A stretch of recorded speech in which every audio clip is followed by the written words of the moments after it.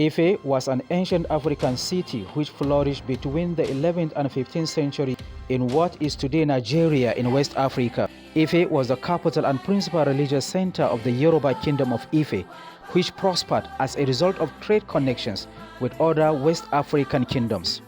Ife was particularly famous for the magnificent metal sculptures its artists produced, which include serene-looking human heads so masterfully crafted that Europeans once wrongly considered them the work of another civilization.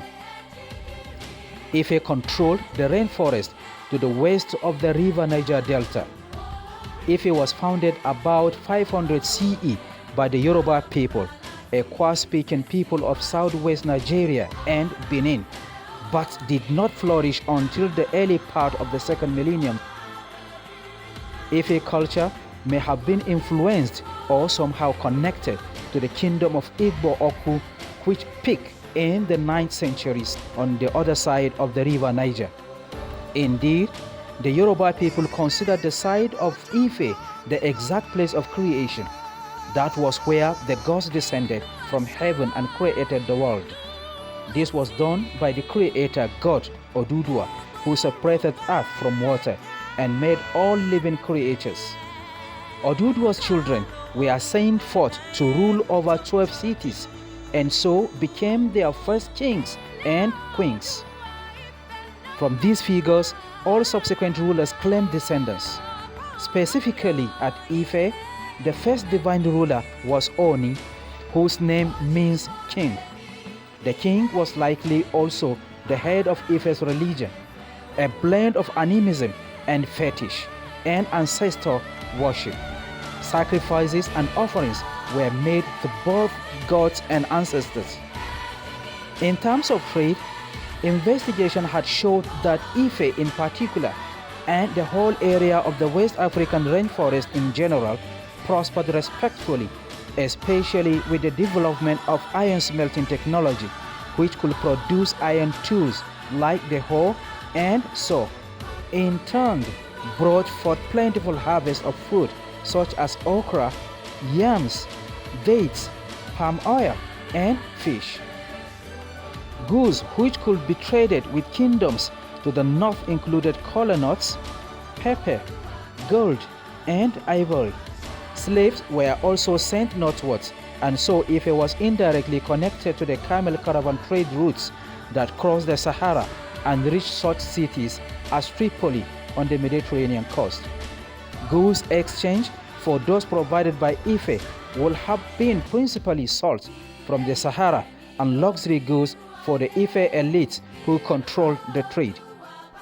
The luxury items will have included swords, copper, brass, jewelry, perfumes, and horses. Architecturally, by the beginning of the 11th century, Ife had grown to become a large walled city with several large stone buildings and including a palace, workshops, and shrines. Some of the city's streets were paved with terracotta tiles to make them more resistant to rain. Similarly, many courtyards were paved with small pieces of pottery and quartz pebbles to create geometrical designs. Some courtyards have altars consisting of a low semicircular structure with the neck of a pottery vessel placed within it. The majority of housing was made using clay, and these have long since perished, but a clue to their original decorative appearance was found to be of many small pottery discs which were stuck into them to create a mosaic effect. In fact, the metal sculptures of naturalistic and life-size human heads for which Ife is today most famous was so masterfully executed that when Europeans discovered them, they could not believe that the ancient black Africans had made such masterpieces. The heads were made from the 11th to 15th century according to chemical analysis and cast using the lost wax process. One exceptional piece of Ife Kingdom was a sculpture which was not a head, rather a bronze figure of a standing chief who wears a kilt-like garment. Many necklaces, including one with a double bow insignia, anklet, and with a high frontal decoration.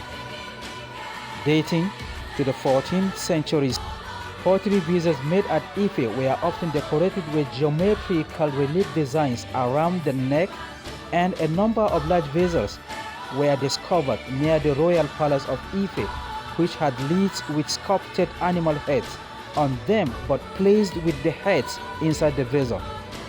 There were also pottery sculptures of human and animal figures. The latter are mostly hollow and made of composite pieces.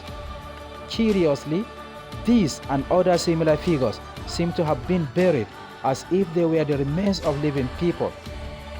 The sculptures of Ife very likely influenced those produced in the Kingdom of Benin, 12th to 15th centuries. Certainly, in Benin oral traditions, it was the Kingdom of Ife who sent a master craftsman to Benin to spread his sculptural skills. There was also many points of similarity in the art of the Sioux sculptures, such as a frequent representation of snakes. The Kingdom of Ife still exists today as a small out-of-the-way town which continues to hold a position of religious importance as a site of shrines and sacred groves and the home of various societies of believers who still worship traditional gods.